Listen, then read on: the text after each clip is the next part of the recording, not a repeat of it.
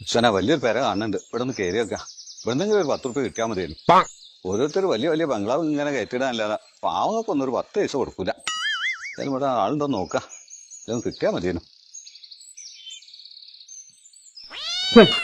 നായ ആടെ പൂച്ചയാണല്ലേ, മനുഷ്യനെ പേടിപ്പിച്ചോ? ഇതെല്ലാം അടിച്ചു. പക്ഷികളും സന്തുഷ്ടരായിരുന്ന സമയം സോനു കാട്ടിക്ക് മാത്രം നല്ല വിഷമമുണ്ടായിരുന്നു.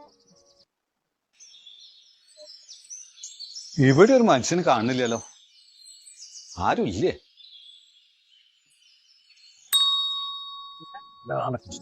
ഇടതൂർന്ന മേഘങ്ങളും കാറ്റുമെല്ലാം ഉണ്ട്. അപ്പൊ ഇനി മഴക്കാലം വന്നു കഴിഞ്ഞാൽ എന്താ സംഭവിക്കുക? കർട്ടനൊക്കെ ഇറങ്ങുന്നുണ്ടല്ലോ. ഉള്ളിൽ ആളുണ്ട്. ഞാൻ കുറച്ചേരം നിന്നോക്കാം, ചിലപ്പോ വന്നാലോ. ആളുണ്ട് ഇവിടെ, അത് കാണില്ല. ഏതായാലും കുറച്ചേരം ഇവിടെ നിൽക്ക, എന്തായാലും കിട്ടിയാലോ. ഇവിടെ ഒന്ന് പോയി ഇവിടെ ഇരിക്കട്ടെ. ഇതന്നെ ഇപ്പൊ പേര പറഞ്ഞത്.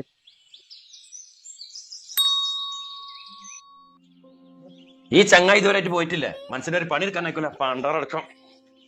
ഇപ്പ അവിടെ 2-3 പ്രാവശ്യമായി ബെല്ലടിക്കണേ. ആരാന്ന് നോക്കി. ഇതെല്ലാരും ടി വി ഉണ്ടെന്നോ? എനിക്ക് പരീക്ഷ നേരം കൊണ്ട് പോയി പഠിച്ച പോയി കണ്ടേ. ഇവിടെ ആളില്ലേ? വണ്ടിയൊക്കെ ഉണ്ടല്ലോ. അവിടെ ഒരാൾ ഇരിക്കണു. ഏയ്, നിങ്ങൾ ഇവിടുത്തെ ആളല്ലേ? അതെ അതെ അതെ. എന്ത് എന്നാലേ നിങ്ങളെ നമ്പർ ഒന്ന് പറഞ്ഞാണേ. അല്ല, അതെ, നമ്പർ എനിക്ക് അങ്ങനെ ശരിക്കും അറിയില്ല. ഞാൻ മണി ഫോൺ എടുത്തു തന്നേരാം.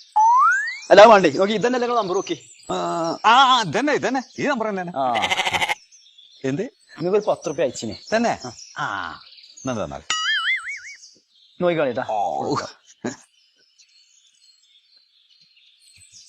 ഓക്കെ അല്ലേ? ശരിയാ ശരിയാ. നോക്കട്ടോ. എന്നായിക്കോട്ടെ.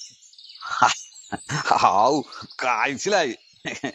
ഇനിയിപ്പോ 2 ആഴ്ചക്ക് പുറത്തേക്ക് ഇറങ്ങണ്ടല്ലോ.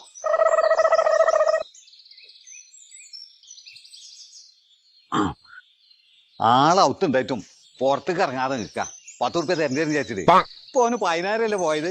ഇരുളിലങ്ങിങ്ങു പകലു തേടുമ്പം കുലുമാൽ